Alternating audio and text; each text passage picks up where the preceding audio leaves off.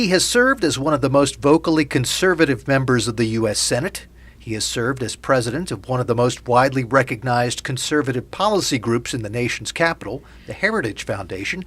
Now he is lending his name and support to the effort to mount a constitutional convention of states. He is Jim DeMint, and he is our guest on Carolina Journal Radio. Thanks for joining us. Mitch, thanks for having me. It's good to be in North Carolina.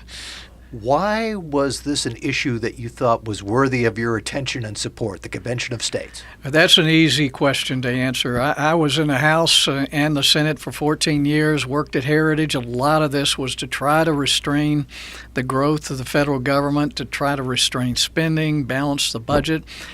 And frankly, after all those years fighting with other folks like Senator Tom Coburn, we may have slowed the growth a little. We maybe banned earmarks, but I was convinced that Washington will never stop spending. That there are only two ways that are going to stop a national bankruptcy. One is if we just hit a wall and have an economic meltdown.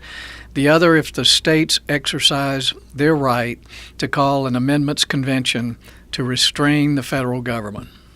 Some people say, look, we just need more people like a Jim DeMint, like a Tom Coburn, because if we got more of those people in there, we could stop this train and get things moving. Why do you, as someone who wanted to see these things change, think that's just not going to happen? Well, it's a good thought, and I certainly had it. I started a group called the Senate Conservatives Fund. I helped elect a lot of new people in 2010 and 14, including Marco Rubio and Ted Cruz and Mike Lee and Rand Paul, a lot of folks who came in to do just what we were talking about.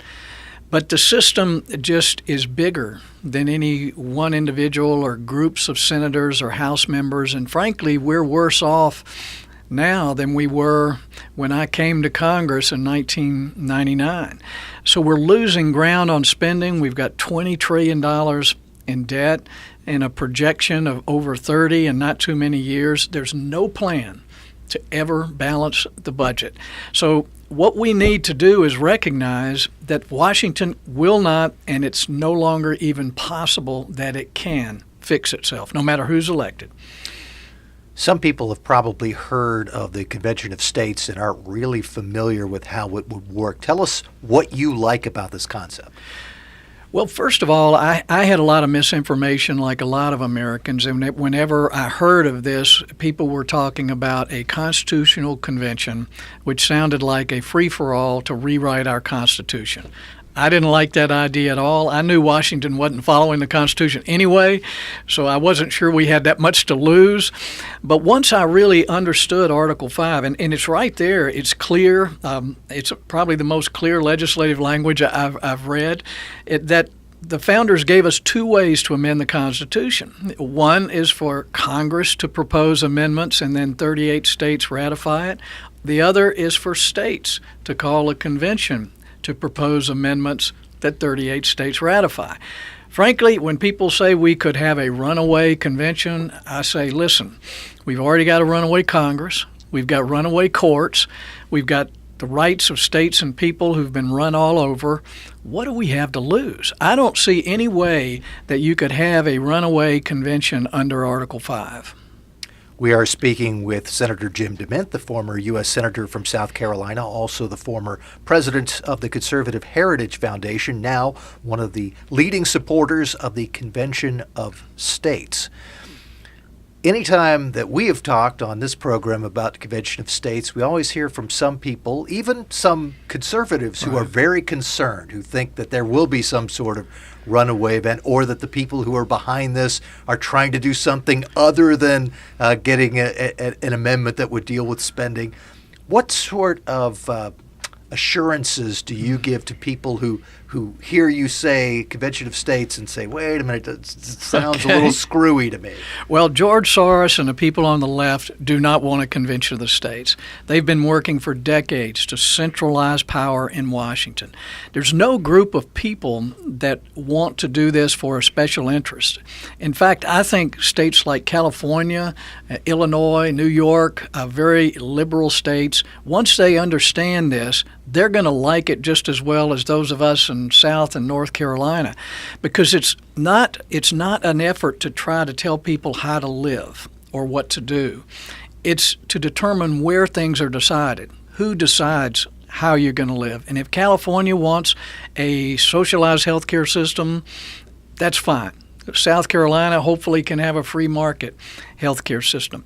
What I tell people is that if 34 states call a convention around specific subject matter, which is what the Convention of State Project does, if that convention produces anything outside of that subject matter, it will be challenged in court for years, and there's no chance 38 states will ratify it, because I can't imagine South Carolina, North Carolina sending delegates to a convention to have amendments with specific subject matter and something else comes up and then they ratify it.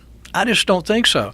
I have a lot of concern, and I feel there's a lot of risk with what Congress does, a lot of risk that the courts could take away our rights, Second Amendment, First Amendment, but there it seems to be no risk if the states come together and call a convention for amendments, not to rewrite the Constitution, for amendments, and then 38 states have to ratify it. So folks need to realize that there was a lot of debate when Article 5 was written. It was first written with only Congress proposing amendments. And then the argument started that, hey, what we need is if the federal government gets out of control, we need to realize they will never come up with amendments to restrain themselves. So this is a way that our founders intended. It's a kind of an emergency brake or break glass, pull handle type thing that the states should have done 10 or 20 years ago.